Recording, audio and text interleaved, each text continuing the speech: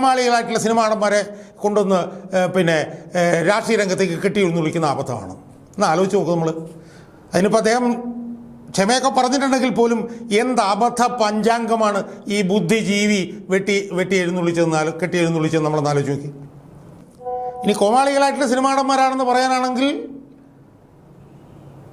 ആ ഉപയോഗം അന്വർത്ഥമാക്കുന്ന നിലയിലുള്ള കോമാളികളെ ഇടതുപക്ഷത്തു നിന്ന് തെരഞ്ഞെടുപ്പ് രംഗത്തേക്ക് കൊണ്ടുവന്ന് CPM അല്ലേ സുഹൃത്തുക്കളെ?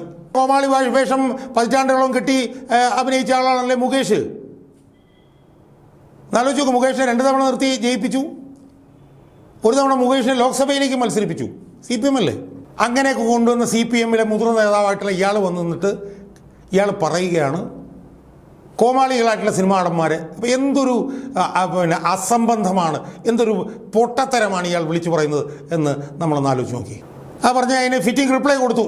ആര്? രമേശ് പിഷാരടി. അയാൾ പറഞ്ഞു, ഞാനിതിൻ്റെ കൂടുതൽ വിശദാംശങ്ങളൊന്നും പറയുന്നില്ല, പേരെടുത്തൊന്നും പറയുന്നില്ല, എനിക്ക് തോമസ് ഐസക്കിനോട് ബഹുമാനമാണ്, പക്ഷേ ജനങ്ങളുടെ ഇടയിലിറങ്ങി രാഷ്ട്രീയ പ്രവർത്തനം നടത്തിയെന്നും ഉള്ളതുകൊണ്ട് മാത്രം കാര്യമായില്ല, സംസ്കാരവും കൂടി വേണം. ഇതാണ് അയാളുടെ ഒറ്റ വാക്കിലെ മറുപടി. തീർന്നില്ലേ തോമസ് ഐസക്കിൻ്റെ പണി? കാരണം കുറ്റിക്കിട്ടൊരു 10 അടി കിട്ടിയ പോലെയല്ലേ? അതെന്താണെന്ന് ചോദിച്ചു കഴിഞ്ഞാൽ ഈ തെരഞ്ഞെടുപ്പിലെ ഏറ്റവും പ്രധാനപ്പെട്ട വിഷയങ്ങളിലൊന്ന് യുദ്ധമാണ് പോലും. ഏത്? പശ്ചിമേഷ്യയിലെ യുദ്ധമാണെന്ന് കേരളത്തിലെ തെരഞ്ഞെടുപ്പിലെ ഏറ്റവും പ്രധാനപ്പെട്ട വിഷയം.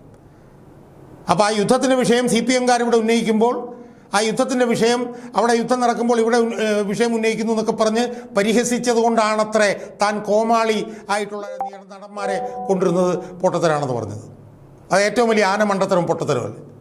അപ്പോൾ എന്തായാലും അയാൾക്ക് ഒരു ഫിറ്റിംഗ് റിപ്ലൈ, നല്ലൊരു അടി രമേശ് പിഷാരടിയിൽ നിന്ന് ലഭിച്ചു. അയാൾ കുറേ നാളുകൾക്ക് ശേഷം വന്ന് വാ പൊളിച്ചപ്പോൾ മുഖമടച്ചടി അയാൾക്ക് കിട്ടി.